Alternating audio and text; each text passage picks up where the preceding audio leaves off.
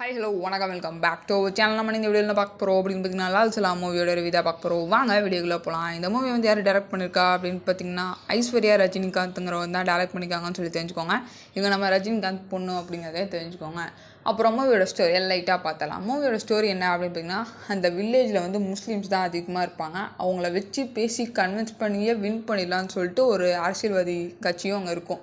So இது ஒரு side. இன்னொரு சைடு வந்து ஒரு சூப்பராக கிரிக்கெட் ஆடுவாங்க. ஆனால் ஒரு கிரிக்கெட் மேட்ச் எப்படி நடக்கும் அப்படின்னு பார்த்திங்கன்னா, இந்த சைடு ஃபுல்லாக முஸ்லீம்ஸ், இந்த சைடு ஃபுல்லாக ஹிந்துஸ். ஆனால் அந்த ஊரில் ஹிந்துவும் முஸ்லீமும் செம்ம ஃப்ரெண்ட்ஸாக பழகிட்டு வருவாங்க. ஆனால் இந்த கிரிக்கெட் மேட்ச்சுக்கு அப்புறம் செம்ம ட்விஸ்டட் ஆயிரும், செம்ம ஃபைட் ஆயிரும்.